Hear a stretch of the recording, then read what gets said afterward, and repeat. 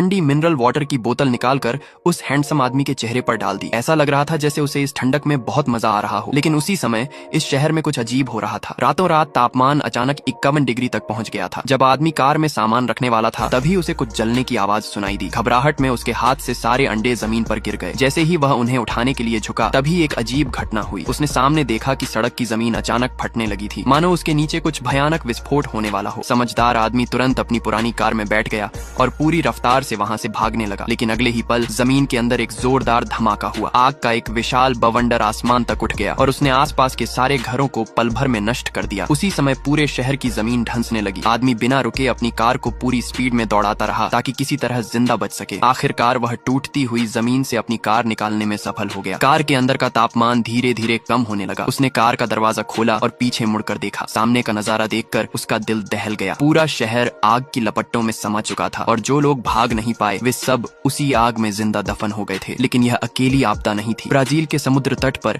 एक कपल अचानक सामने का दृश्य देखकर डर गया। उन्होंने देखा कि समुद्र से एक विशाल लहर उनकी ओर बढ़ रही है। लेकिन अगले ही पल धरती की भयानक ठंडी हवा ने उस लहर को बीच समुद्र में ही जमा दिया। फिर वह बर्फीली हवा तेजी से जमीन की ओर फैलने लगी। बीच पर मौजूद लोग अपनी जान बचाने के लिए भागने लगे, लेकिन बहुत देर हो चुकी थी। ठंडी हवा ने कुछ ही सेकंड में सभी लोगों को बर्फ की मूर्तियों में बदल दिया। उधर जापान में अचानक भयानक बर्फीला तूफान आ गया। विशाल बर्फ के गोले इमारतों को तोड़ते हुए आगे बढ़ रहे थे। सड़कों पर लोग और गाड़ियां जान बचाने के लिए भाग रहे थे। वहीं मिडिल ईस्ट में हालात और भी अजीब थे। सूखे रेगिस्तान के बीच अचानक एक विशाल सुनामी आ गई। ऊंटों को भी अंदाजा नहीं था कि वे रेगिस्तान में समुद्र की लहरों में डूब जाएंगे। देखते ही देखते विशाल लहरों ने पूरे इलाके को अपनी चपेट में ले लिया। पूरी दुनिया में इतनी प्राकृतिक आपदाएं क्यों आ रही थीं? 2 साल पहले ग्लोबल तापमान तेजी से बढ़ गया था। एक ही दिन में आई भयंकर हीट वेव ने लाखों लोगों की जान ले ली थी। इस तबाही ने इंसानों को झकझोर कर रख दिया। दुनिया के सभी देशों के नेताओं ने अपने मतभेद भुलाकर एक इमरजेंसी मीटिंग की और पृथ्वी को बचाने के लिए साथ काम करने का फैसला किया। दुनिया भर के वैज्ञानिकों की मदद से उन्होंने एक ऐसा सिस्टम बनाया जो प्राकृतिक आपदाओं को नियंत्रित कर सकता था। हजारों सैटेलाइट्स को अंतरिक्ष में भेजा गया और पूरी धरती को कवर करने वाला एक विशाल सैटेलाइट नेटवर्क तैयार किया गया। इन सैटेलाइट्स को अलग अलग क्षेत्रों का मौसम नियंत्रित करने के लिए डिजाइन किया गया था ताकि इंसान प्राकृतिक आपदाओं से सुरक्षित रह सके। इन सब को कंट्रोल करने के लिए एक विशाल स्पेस स्टेशन बनाया गया जिसका नाम डच्चे था। वहीं के वैज्ञानिक इस पूरे नेटवर्क की निगरानी करते थे। इसी तकनीक की मदद से इंसानों ने धरती को बचा लिया था। लेकिन किसी ने नहीं सोचा था कि 2 साल बाद यही सैटेलाइट नेटवर्क अचानक खराब हो जाएगा और पूरी दुनिया में विनाशकारी आपदाएं शुरू हो जाएंगी। उधर आपदा से बचा आदमी जिसका नाम एजू था तुरंत सैटेलाइट नेटवर्क चेक करने लगा